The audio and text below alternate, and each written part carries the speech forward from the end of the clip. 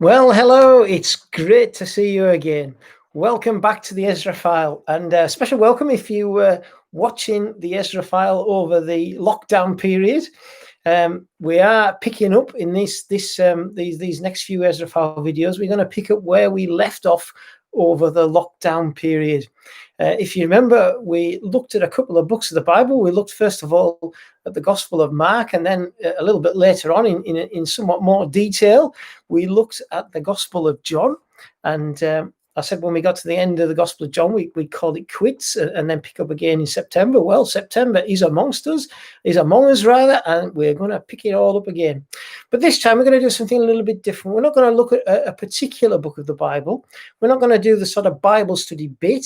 Instead, what we're going to do is we're going to do the theology bit. We're going to look at something a little bit more sort of theological, something instead of just looking at one particular book of the Bible. We're going to try and use something that helps us to look a little bit wider and to put our faith in a little bit wider context and to be able to take a broader view of what it is that we believe as Christians, and also a view that sort of integrates things a little bit more. Because one of the things that we do as Christians, I think one of the sort of pitfalls of Christian education is that we learn the Bible bit by bit. We learn it piecemeal, story by story, or psalm by psalm, or passage by passage. And what I don't think we're very good at is bringing the thing together so that we see our faith as a whole. So I want to tackle that. I want to do the sort of theology bit over the next few weeks, rather. And the way that we're going to do that is we're going to look at the words of the creed. If you go to an Anglican church, you will know the creed because you'll say the words of the creed on a fairly regular basis. I think even in the sort of lowest church of Anglicanism, they still wheel the creed out. So you'll be used to saying it. I say the word creed. Actually, in Church of England anyway, we use actually a number of creeds. And the version of the creed that we're going to look at over these next few weeks is the Nicene Creed, which I'm going to show you there. I'm going to read it to you in a few moments, but I'll show you the words of the Nicene Creed. That's where it's from. It's from the Anglican Prayer Book, 1662, which is still the official prayer book of the Church of England. And mine is common worship stuff. The Book of Common Prayer is by law established. But anyway, we're going to look at the creed together. Why do we want to do that? Why are we looking at why do we want to look at the creed? How can it help us in our lives as Christians? Well, there are a number of reasons. The three reasons why I want us to look at the creed together. The first reason is because the creed teaches the faith. The creed teaches the faith. If you look at why did the Christian church write a creed? Why have we got them in the first place? Well, scholars would say that the original creeds were used as part of the ancient baptism service. So you go way back when, 1500, 1800, go back to the Roman Empire, and people became Christians, and the church had to instruct them in this new faith that they wanted to take on for themselves. And so how did they do that? Well, they drew up a faith, they drew up a creed, they drew up a statement of faith, and they used the creed to teach the new converts. And that's a good reason to study the creed, because it still performs the same function today. It's still actually a very good way of teaching the faith. If I can read to you the creed, these I'm sure these will be very familiar words to you. But if you look at how the creed begins, it says this: I believe in one God, the Father Almighty, maker of heaven and earth, and of all things visible and invisible. Does that remind you of a verse anywhere in the Bible? Does it remind you of anything in the Bible? Well, it reminds you of the very first verse. In the beginning, God created the heavens and the earth. And how does the creed end? Well, it ends like this. Let me flick it back again. And I look for the resurrection of the dead and the life of the world to come. The life of the world to come. What does that remind you of? Well, it might remind you of Revelation chapter 21 verse 1. Behold, I saw the new heavens and the new earth come down from heaven. The new heavens and the new earth. So the Bible starts with the creation of the heaven and the earth. The creed starts with the creation of the heaven and the earth. The Bible finishes with a vision of the world that is to come, the new heavens and the new earth, just like the creed does. And what's at the heart of the story that the Bible tells? What's at the heart, the center of the message of the Bible? Well, the center of the message of the Bible, of course, is Jesus Christ. Jesus Christ, born of Mary, who was crucified under Pontius Pilate, who was raised from the dead, who ascended into heaven. And what's at the heart of the creed? What's the single largest section in the creed? Well, it is the section about Jesus Christ, born of a virgin, suffered under Pontius Pilate, and was crucified, dead and buried, raised again, and ascended into heaven. So the creed the structure of the creed mirrors the structure of the Bible. Yes, there's a lot of technical language in the creed. There's a lot of technical theological language, and we'll look at that when we come to it. But essentially, the creed provides an outline of the whole story of the Bible. So the creed provides a way of all the little bits that you learn, all the stories you learn. The creed can help you integrate those bits together. The creed is actually, even today, I think, still a very good way of learning the faith. So we're going to look at it for that reason, because it teaches the faith. The second reason we're going to look at the creed is because the creed doesn't just teach the faith, it defines the faith. If you go up to the Nicene Creed, the Nicene Creed was written, the Nicene Creed was written about 1500 years ago. 1500 years ago, there were many options for belief. There was options for unbelief. Contrary to popular thought, there have always been options for unbelief. But 1500 years ago, Christianity was born into a society and existed in a society which was multi-religious. There were many options for belief. So there were religions, there were cults, there were philosophies, all kinds of things. There was plenty of opportunity to go off on one. There was plenty of opportunity to go down a blind alley, a cul-de-sac. How do you stop yourself doing that? How do you stop either yourself, your own church, or a group of churches? How do you stop them going off on one? How do you stop them going down a blind alley? Well, the answer is that you publish a creed. And if you look at the Nicene Creed, the early creeds as well, they were drawn up. They weren't just drawn up by some guy sitting in a corner and writing something out that he just happened to think was okay. They were drawn up by what was called an ecumenical council. An ecumenical council was like a gathering of Christians from around the world. So Christians, bishops, theologians, scholars would come together from around the world, and they'd say, well, what is it that we believe? What is it that we're supposed to believe? How can we define what we believe? How can we define what we believe over against all that's out there? How can we produce something that encapsulates the truth and distinguishes it from error? How do we stop them going off on one? And that's what the creed does. It defines the faith so that you know what you're looking at. You can differentiate the truth from the world of the unlikely and the bizarre.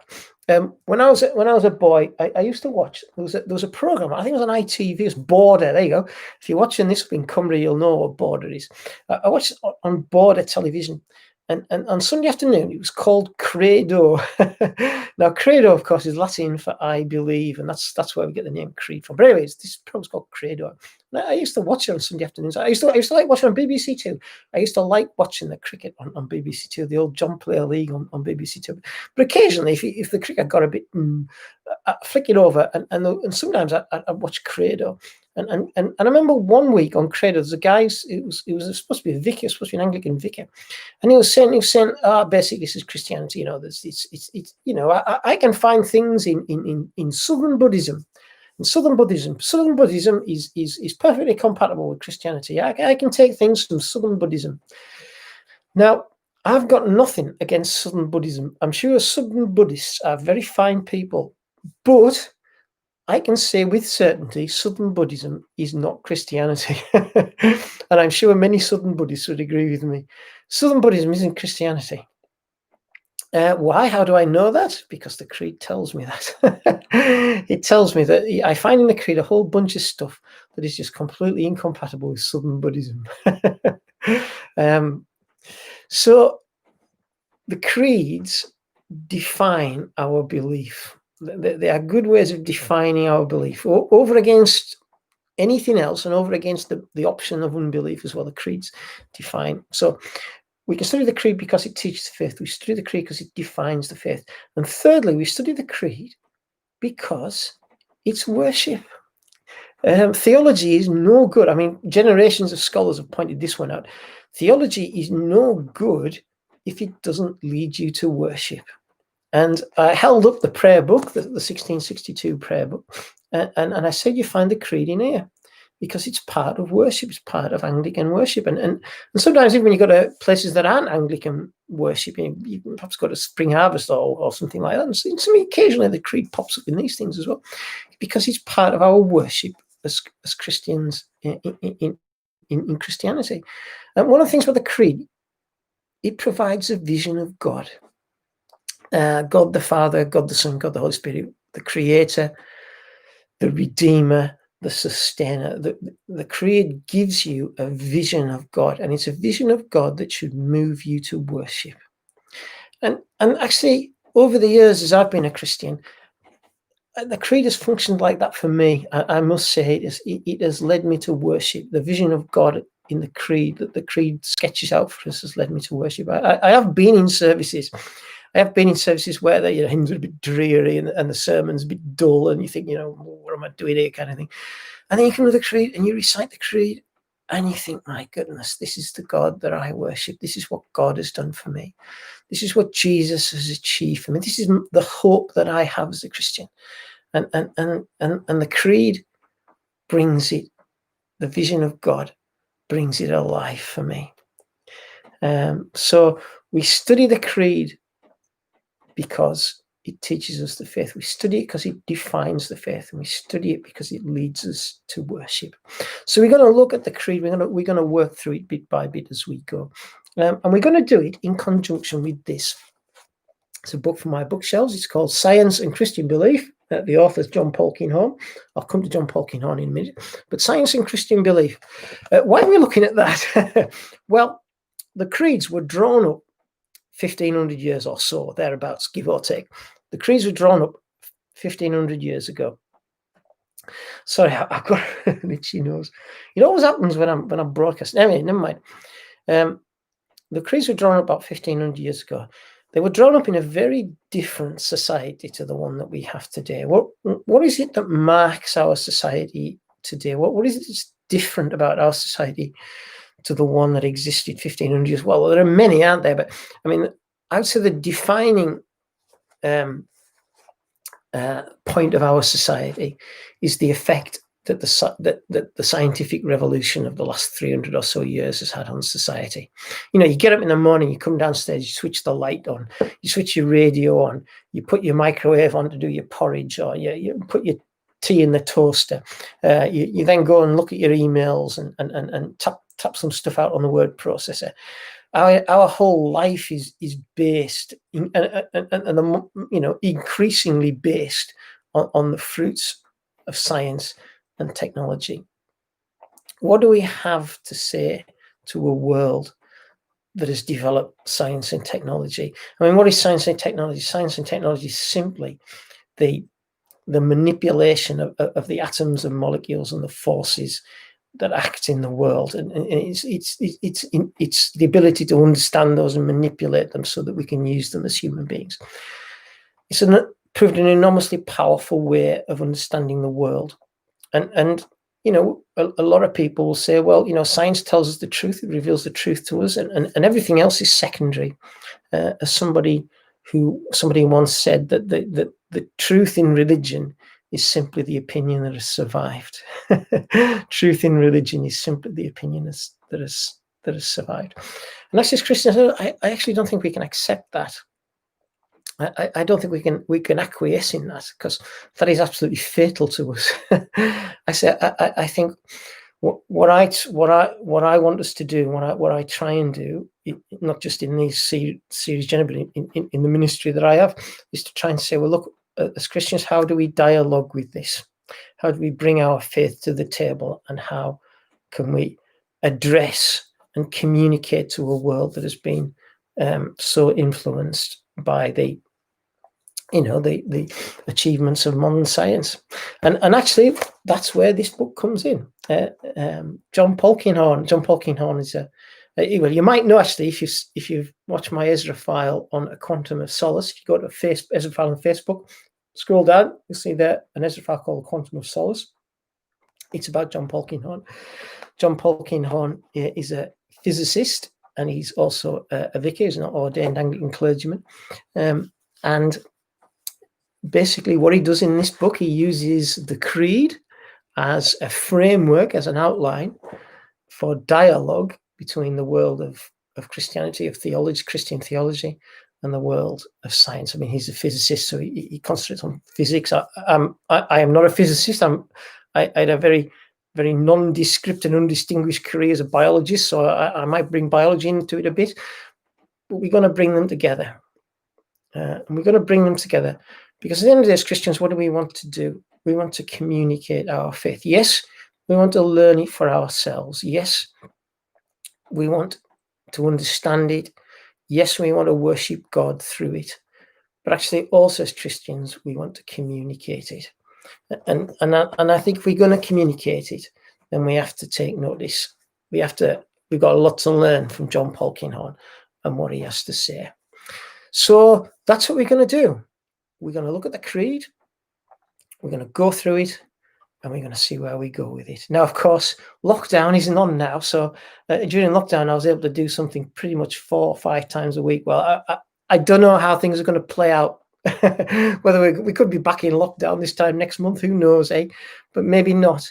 So I don't want to commit myself onto how frequent we're gonna be able to do these videos, but that's what we're gonna do. That's what we're gonna work through. And also, as well, can I just remind you that it's now September. The Sunday services will no longer appear here on this YouTube channel. The Sunday services, as I've said to you before, are going on a new channel, the Wombwell Parish channel, Parish of Wombwell channel. So if you go to YouTube, if you just type in Wombwell Parish, you'll find there the Wombwell Parish YouTube channel. Hit the red subscribe button, then hit the notifications bell, and then you'll be able to follow the Sunday services and anything else that goes on there. But these videos will continue to appear on the Ezra File YouTube channel. So it's great to see you again. It's great to have you on board, and it'll be great to be with you as we work through the creed together. Thank you.